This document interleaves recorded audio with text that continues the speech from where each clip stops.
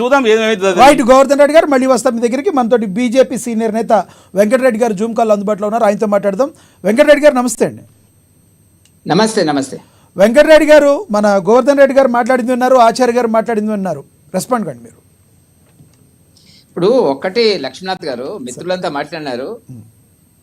పొంగులేటి శ్రీనివాసరెడ్డి గారు గత 4-5 రోజుల కింద విదేశీ పర్యటనలో ఉన్నప్పుడు మాట్లాడినటువంటి అంశాలు ఇవాళ తెలంగాణలో ఒక ప్రకంపనలు సృష్టిస్తున్నటువంటి మాట వాస్తవం. అయితే పొంగులేటి శ్రీనివాసరెడ్డి గారు విధానపరమైనటువంటి ప్రకటనలు, ప్రెస్ మీట్లకి ఆయనకు అర్హత ఉంది, దానికి కాదని నేను చెప్పడం లేదు. కాకపోతే ఏంటంటే ఆయన బాంబు పేలుతుంది అంటే ఆ బాంబు ఎక్కడ పేలుతుంది, అది కాంగ్రెస్లో వెళ్తుందా, టీఆర్ఎస్ నాయకుల మీద వెళ్తుందా, రోడ్డు మీద వెళ్తుందా, ఆ బాంబులో ఏమున్నాయి, ప్రమాదకరమైన గురికలు ఉన్నాయా లేవా, ఒక సౌండ్ వస్తుంది, పొగొస్తుంది అనేటువంటిదా మనకి ఇంకేం తెలియదు. నేనేమంటున్నా అంటే మీరు చెప్పినట్టుగా అనేక అంశాల మీద అవినీతి ఆరోపణలు గత ప్రభుత్వం మీద ఉన్నాయి. కాళేశ్వరం దగ్గర నుంచి మొదలు పెడితే, గొర్రెల దగ్గర నుంచి మొదలు పెడితే, ఫోన్ ట్యాపింగ్ నుంచి మొదలు పెడితే, విద్యుత్ శక్తికి సంబంధించిన కొనుగోళ్లలో మొదలు పెడితే, భగీరథ, మిషన్ భగీరథ, అన్ని ఎన్ని రకాలుగా అవకాశాలు ఉంటే అన్ని రకాలుగా గత ప్రభుత్వం అవినీతి చేసిందనే దాంట్లో ప్రజలకు విశ్వాసం ఉన్నది, దాంట్లో ఏం సందేహం లేదు. కానీ కాంగ్రెస్ దీన్ని ఒక బ్లాక్ మెయిలింగ్గా తీసుకొస్తున్నది. ఇంతవరకు దానికి సంబంధించినటువంటి వివరాలను ఇప్పుడు పొంగులేటి శ్రీనివాసరెడ్డి గారు చెప్పకుండా చెప్తున్నాడు పేలుతుందని. చూద్దాం ఏం జరుగుతుందో. రెండవది ఏంటంటే మాకున్న సమాచారం మేరకు ఏ బాంబు పేలదండి, ఇదంతా బ్లాక్ మెయిల్ చేసుకునేటువంటి పరిస్థితి. బీఆర్ఎస్ గవర్నమెంట్ 9.5 ఏళ్ళు పాలించేమో ఏం చేయలేకపోయింది, వీళ్ళు 9.5 ఏళ్లలో ఏం చేయలేకపోతున్నారు. దొందే ఇద్దరు ఒకే పద్ధతిలో ఒకే నావలో ప్రయాణం చేస్తున్నారు. కాబట్టి కొట్లాడుకుంటున్నట్టుగా ప్రజల్లో ఒక సీన్ క్రియేట్ చేస్తున్నటువంటి సందర్భం అని చెప్పి భారతీయ జనతా పార్టీ భావిస్తున్నటువంటి ఇది. రెండో విషయం లక్ష్మీనాథ్ గారు గుర్తుపెట్టుకోవాలా, జాతీయ స్థాయి రాజకీయాలకు వచ్చేటప్పటికి ఇండి గ్రూపులో బీఆర్ఎస్ పార్టీ ఎన్నడైనా జాయిన్ అయ్యేది. ఒకవేళ బీఆర్ఎస్ పార్టీని ఖతం చేస్తే, కాంగ్రెస్ పార్టీ తెలంగాణలో ఖతం చేస్తే బీజేపీ పార్టీకి అనుకూల వ్యవహారాలు, అనుకూల వాతావరణం ఏర్పడుతుంది అనేటువంటిది వాళ్ళకి తెలుసు. కాబట్టి జాతీయ స్థాయిలో ఉండే కాంగ్రెస్, లెఫ్ట్ పార్టీలు, ములాయం సింగ్ పార్టీలు, కేజ్రీవాల్, వీళ్ళందరూ కూడా ఎప్పుడు వెంకటరెడ్డి గారు మీరు పెద్దవారు, మీకు తెలియంది కాదు, రాజకీయాల్లో శాశ్వత శత్రువులు, శాశ్వత మిత్రులు ఉండరు. ఇప్పుడు కాంగ్రెస్ పార్టీకి వ్యతిరేకంగా ఉన్న బీజేపీ పార్టీ, బీఆర్ఎస్ పార్టీ దోస్తానా చేసుకుంటున్నాయి అంతర్లీనంగానే కాంగ్రెస్ పార్టీ చెప్తుంది కదా. ఒకరికొకరు మీరు ఒకరికొకరు సహకరించుకునే మొన్న జరిగిన ఎంపీ ఎలక్షన్లో కాంగ్రెస్ పార్టీకి ఆ రకమైన రిజల్ట్ వచ్చిందని చెప్తున్నారు. అంతర్లీనంగా మీ ఇద్దరికి దోస్తానా లేదంటారా? ఎందుకుంటుందండి, ప్రజలు తీర్పిచ్చినారు. బీఆర్ఎస్ పార్టీ వద్దనుకున్నారు, బీజేపీని గెలిపించినారు. కాంగ్రెస్ అనుకున్నట్టు సీట్లు వాళ్ళకి రాలేకపోయినవి. ఏమైనా ప్రజలు బీఆర్ఎస్ పార్టీ ఓటు బ్యాంకా అండి, లేక బీజేపీ పార్టీ ఓటు బ్యాంకా?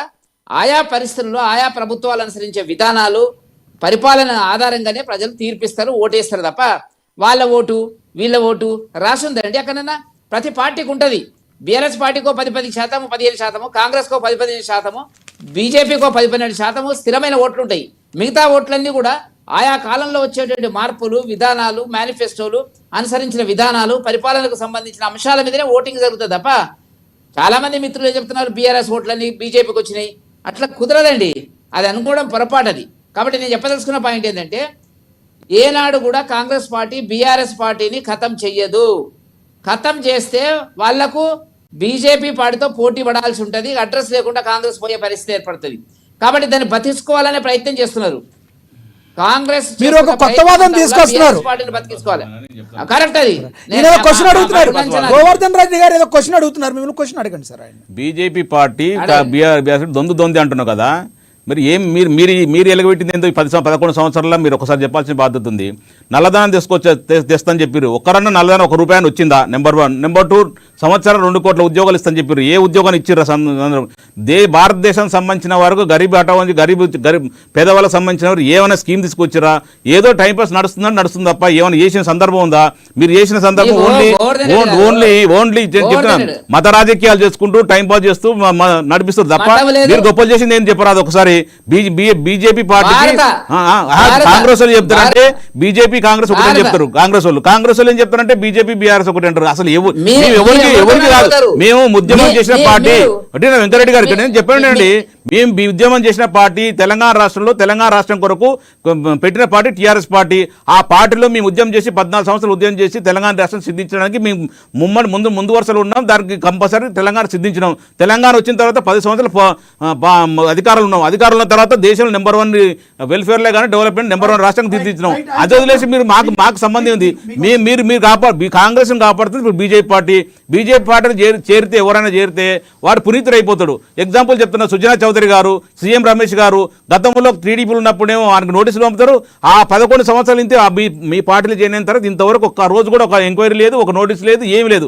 మీ పార్టీలు ఎవరు చేయనైనా కూడా ఎన్డీఏ భాగస్వాములు అయితే కానీ లేదా బీజేపీ పార్టీ చేయని అయితే కానీ అందరు పునీతులు అయిపోతారు. బీజేపీ పార్టీ అట్లా నడిపిస్తుంది.